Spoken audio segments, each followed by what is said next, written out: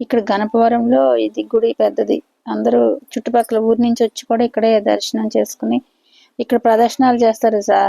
గురువారం వచ్చిందంటే అసలు ఖాళీ ఉండకుండా ఇక్కడ అంతా ప్రదర్శనలు చేస్తారు. ఈ గుడి కూడా ఈ సాయిబాబా భక్తులు ఎక్కువ అయ్యారు కదా ఇప్పుడు. గణపతి అదిగో అక్కడ పక్కనే దత్తాత్రేయ స్వామి ఉంటారు. అదిగో గణపతి తర్వాత అదిగో దత్తాత్రేయ స్వామి.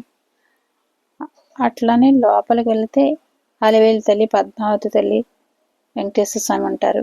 ఓ పక్కన రమా సత్యనారాయణ స్వామి ఉంటారన్నమాట. ఇట్లా చుట్టూ గోడంతా సీతారామ లక్ష్మణులు, ఆంజనేయ స్వామి గోడంతా బాగా అంత దర్శనం. అదిగో అలివేలు తల్లి, పద్మావతి, వెంకటేశ్వర స్వామి, పక్కన రమా సత్యనారాయణ స్వామి. ఈయన గురించి కూడా కొంచెం చెప్పుకున్నాగా ఉయ్యాల అవుతున్నారు ఇక్కడ స్వామి. అదిగో సాయిబాబా. ఇక్కడ తాబేలు ఆకారంలో చూడండి అఖండ జ్యోతి ఎప్పుడు వెలుగుతూనే ఉంటది అక్కడ. ఇదిగో తాబేలు అక్కడ పైన కూడా బాగుంది గుడి అంతా. ప్రసాదం కూడా పెట్టారు, అలా మిఠాయి ఉండబెట్టారు.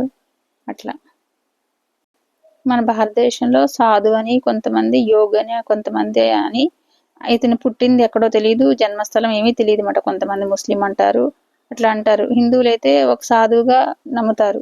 ఇతని జీవితంలో బోధనలు అయితే ఇది రెండు మతాలకు సంబంధించి ఉంటాయంటారు అన్నమాట. ఇతని గుడిలో సమాధి అయ్యారంటారు.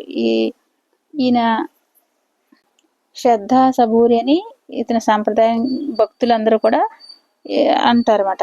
శివుని దత్తాత్రేయుని అవతారం అని కూడా భావిస్తారు భక్తులు.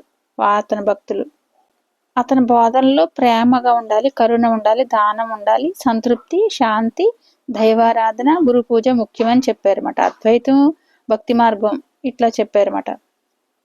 ఎవరైనా గురు స్వరూపులే.